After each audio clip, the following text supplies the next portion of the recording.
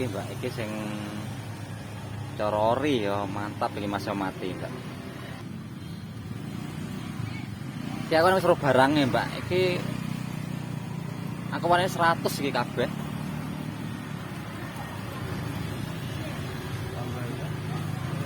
Iki gak enek apa-apane iki Mas. Iki marai iPhone yo iPhone iki. Iki yo jadul Mas, cara normal sapa penggawe kok ngene wisan. Sakmonoan iku Mbak. Iki untung-untungan lagi. Lagi mesine. Piye? 130 ya. 130.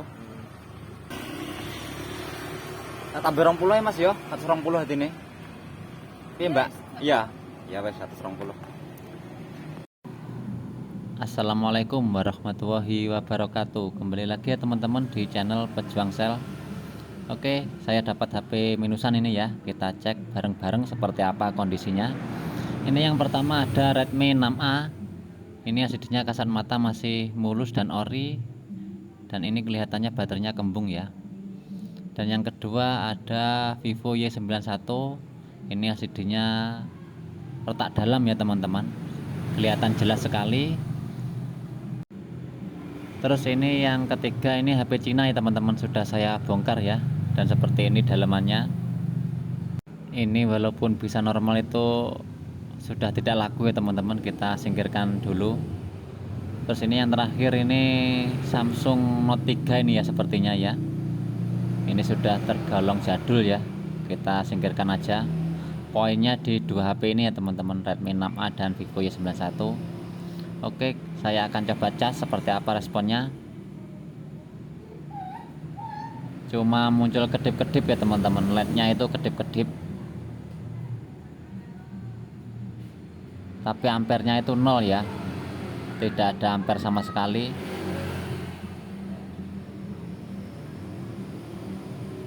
Oke, ini akan saya bongkar saja ya untuk Xiaomi Redmi 6A-nya seperti apa kondisinya. Dan ini masih segel ya teman-teman. Ini saya coba cas tanpa baterai dan masih sama saja, cuma muncul LED kedip-kedip ya. Tidak ada getar, ampernya juga 0 ya. Oke, ini akan saya coba cek saja mesinnya menggunakan multitester apakah ada konslet. Oke, ini saya cek ya teman-teman. Oke, naik, dibalik harusnya tidak boleh naik ya. Nah, ternyata ini naik ya. Jadi HP ini kondisinya full shot ya teman-teman, konslet full ini ya. Oke, ini akan saya bongkar semua untuk mesin-mesinnya.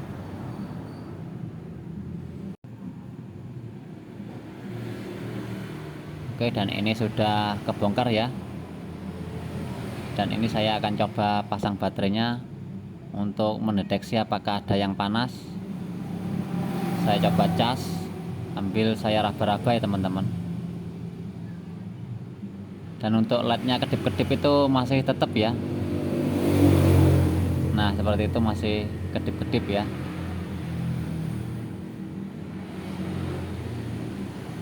Dan ini saya tidak merasakan panas ya teman-teman ya. Tidak ada yang mencurigakan panasnya itu. Cuma anget aja ya. Oke, ini akan saya tembak menggunakan ampere saja ya teman-teman, supaya ketahuan mana yang konslet. Ini saya akan pasang dulu untuk pin vibatnya ya, untuk kita menjampernya melalui power supply nanti. Oke, ini saya setel power supply-nya di tegangan 4.0 ya teman-teman ya, 4 volt. Oke, ini sudah saya pasang ya untuk kabel power supply-nya. Dan ini akan saya cek apakah ada yang panas. Oke, dan saya ternyata dikagetkan ya, adanya panas di bagian IC ini ya. Ini akan saya kasih tinder ya supaya lebih jelas. Dan ternyata saya melihat itu berasap ya teman-teman. Ini akan saya tunjukkan ya teman-teman ya. Ini saya kasih tinder dulu supaya terlihat jelas. Oke. Nah ini ya, berasap ya teman-teman ya. Nah seperti itu, ada kapasitor yang konslet ini ya.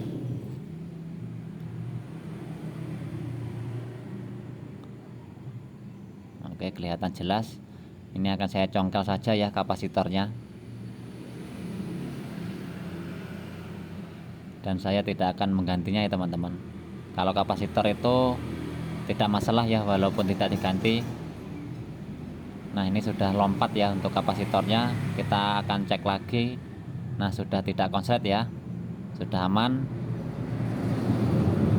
Dan ini bekasnya ya teman-teman. Nah ini bekas kakinya. Oke, ini saya akan rakit kembali ya. Saya tes apakah ada perubahan.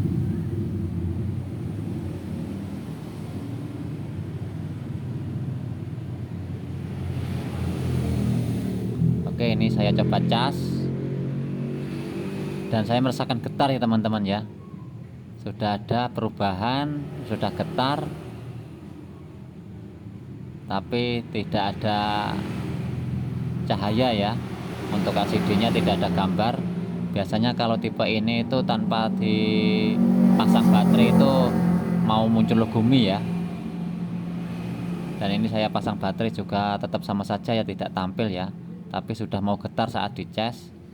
Ini akan saya lepas saja baterainya karena baterainya ini sudah kembung ya teman-teman ya.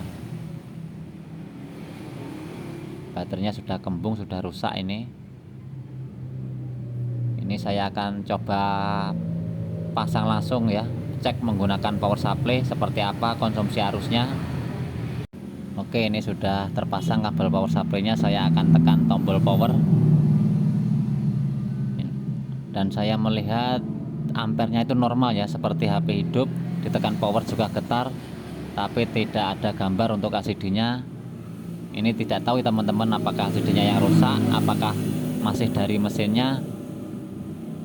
Jadi ya seperti ini ya teman-teman, tidak semulus yang kita bayangkan.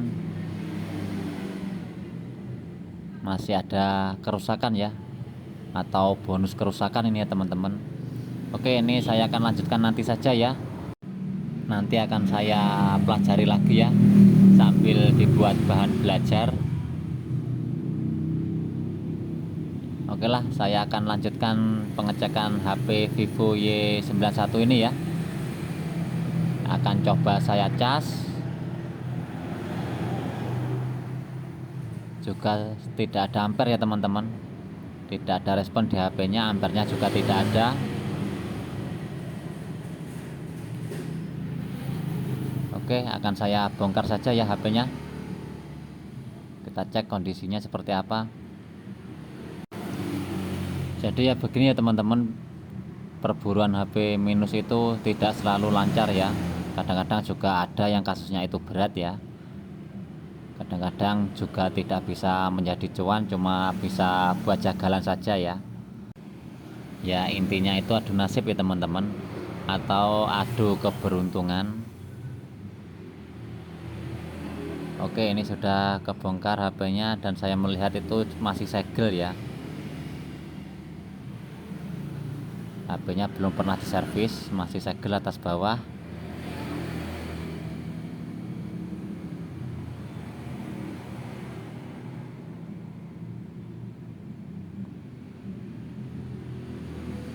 Oke, sudah kebuka kalengnya. Saya akan cek baterainya teman-teman. Kalau HP masih segel itu biasanya cuma kehabisan baterai ya. Kalau HP belum pernah servis itu saya biasanya itu cek baterai dulu. Tapi kalau mesin sudah pernah servis itu saya langsung menuju ke mesin ya. Oke, dan ini nol ya teman-teman, tidak ada voltase sama sekali di baterainya. Ini akan saya isi menggunakan power supply ya. Nanti dirasa sudah memenuhi untuk baterainya, kita akan pasangkan lagi di mesinnya seperti apa responnya. Seperti biasa dalam pengisian baterai ya teman-teman, seperti ini. Pasti teman-teman sudah paham semua ya, cara pengisian baterai menggunakan power supply. Oke, ini akan saya tunggu beberapa menit ya teman-teman. sampai baterainya itu terisi.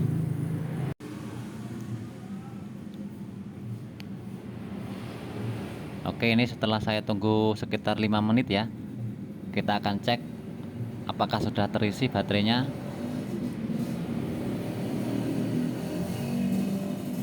Oke, sudah ada 3,7 ya teman-teman, 3,69 anggaplah 3,7.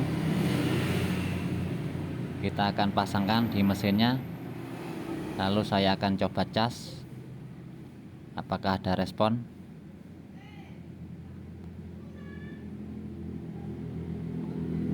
Dan ternyata tidak ada respon ya teman-teman, tidak ada getar, ampernya juga masih tetap 0. Oke, kita masuk ke tahap selanjutnya. Saya akan cek mesinnya ya, apakah mesinnya konslet. Oke, naik, dibalik harus tidak boleh naik, tapi ini naik ya teman-teman, berarti HP ini konslet ya, tapi tidak konslet full seperti 6A tadi. Kalau 6A tadi full shot ya, kalau ini shotnya itu tidak full. Oke, ini sudah kebongkar mesinnya. Saya akan pasang saja baterainya untuk mengetahui panas di bagian mana ya teman-teman. Saya raba-raba seperti ini dan saya merasakan kaleng IC charge ya yang paling panas itu. Kaleng IC charge-nya itu panas sekali. Nah, saya raba-raba seperti ini, itu yang paling panas di bagian IC charge. Oke, ini saya akan bongkar saja ya untuk kaleng di bagian IC charge.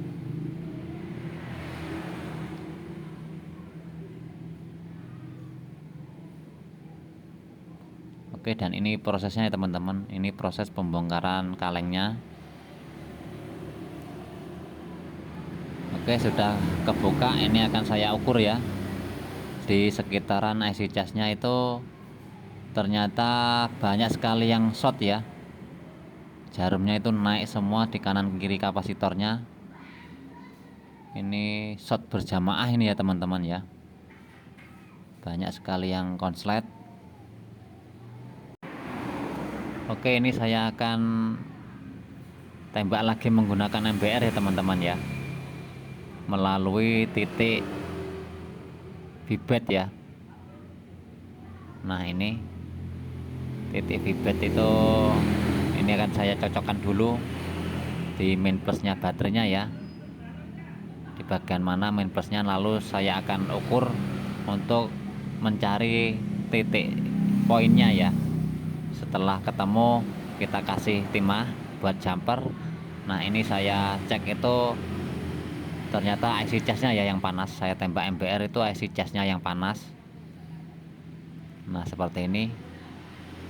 Ini akan saya lepas saja ya, saya akan ganti IC charge-nya.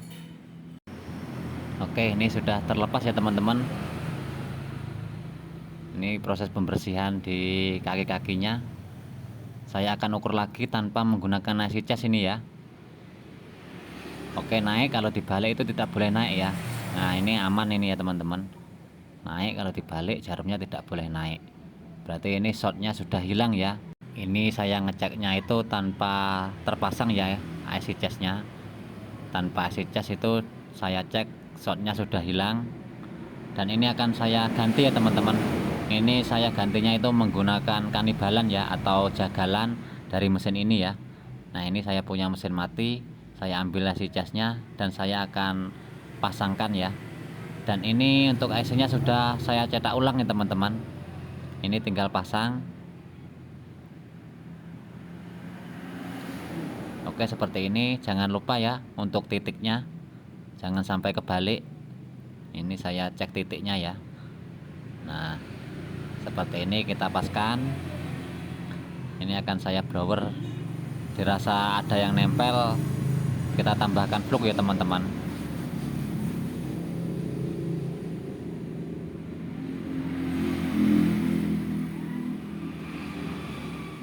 Oke ya, ini adalah proses pemasangan IC charge-nya.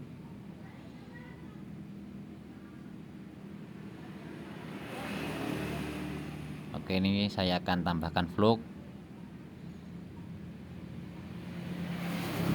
Lalu saya akan goyang ya teman-teman. Setelah IC bisa goyang berarti sudah selesai ya untuk proses pemasangannya.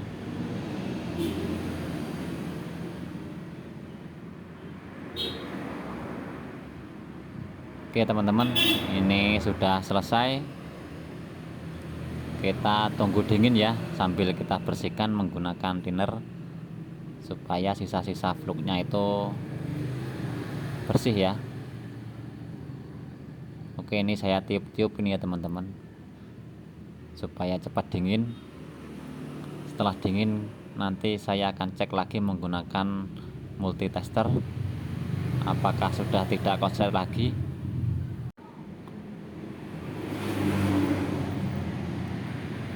Oke, ini saya akan bersihkan ya teman-teman.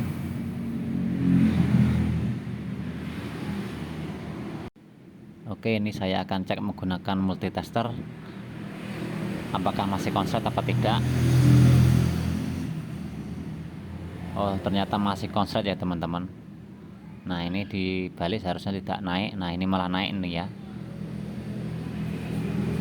Berarti ini masih belum selesai ya pengerjaannya.